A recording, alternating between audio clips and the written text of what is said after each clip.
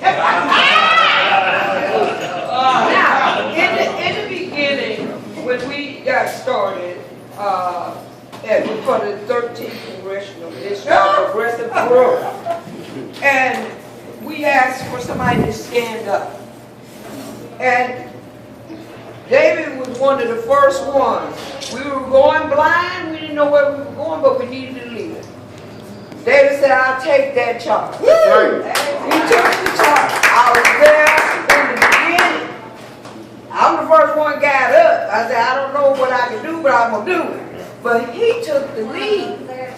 He went and took the lead, and when they tried to knock him down, everything that they did to David Bullock said, you can't have this position.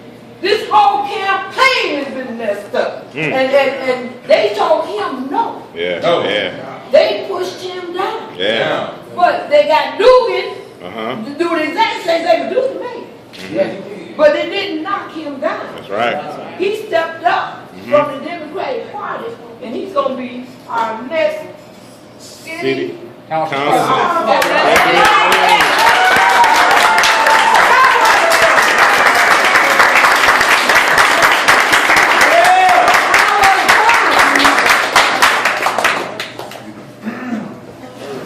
Can I?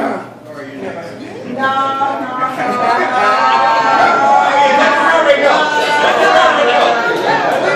Go. I met Dave about maybe 10, 12 years ago, and I'm not talking about what just happened in the last 2 years, 2 or 3 years. But the reason I support Bullock is because he ain't scared. And he has a heart for the people. You know, he has an ear for the people. And he's willing to put his life on the line every day. Because, make no mistake about it, this whole campaign is not a joke. You know, it's not about politics as usual. It's about the people surviving in this community in which we live.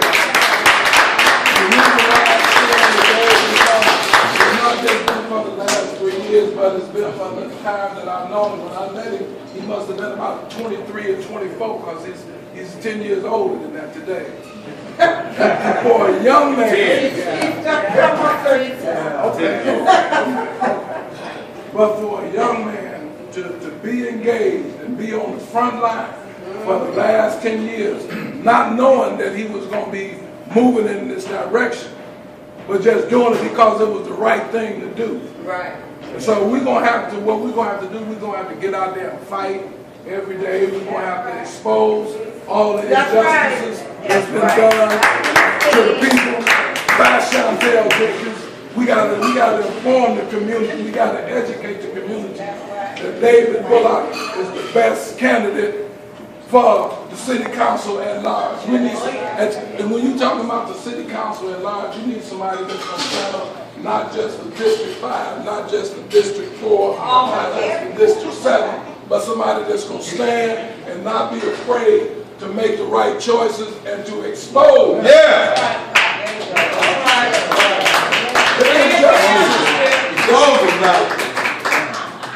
that's taking place in this community. So I'm asking, you know, and I know that everybody here today is on board, but I'm just saying, let's get ready, let's do whatever we can to get Pastor David Bullock. Woo!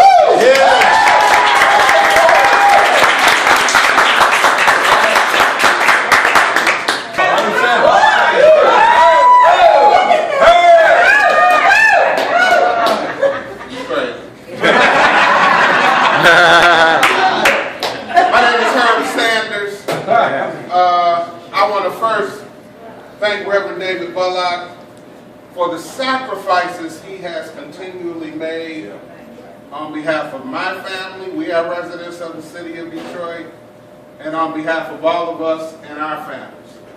He and I have been in the trenches together for a long time now. I've gotten to know the man. I've gotten to know his spirit. And we fight not against flesh and blood, but against what? Principalities and evil In high places. It Took will my be line, very bro. Took my settling line. for me to know that my next city council president is a man of God. Who will be armed with a sword of righteousness. And have on a breastplate of truth when he enters into the battle. So I congratulate you on your primary victory. I continue to support you as we go forward into the general. And people run for office for a lot of different reasons. To increase their social status, to pad their purses and their pocketbooks. But I'm proud to be affiliated with and know a man who's running to bring about change. Talk it. And to preserve the democratic and civil rights that we all deserve and have become accustomed to in our city and our state. Thank you. I appreciate you. Congratulations.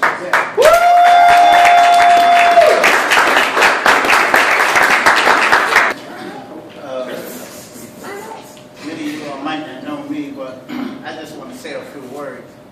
The first time I met Pastor Bullock, he was preaching, very powerful preaching, not afraid to speak God's word.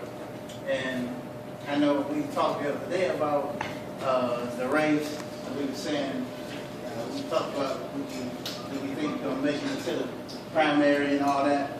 And the words I actually told him, I said, I don't know another preacher that speak any clear of the truth and not afraid.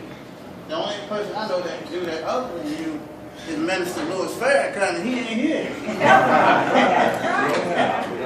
And that's what you need for this type of race. We're dealing with a lot of people out here that some are evil, some have so much money behind them, and a thought came to my mind, wonder can we do this if we don't have the kind of money behind us other people have? God got them.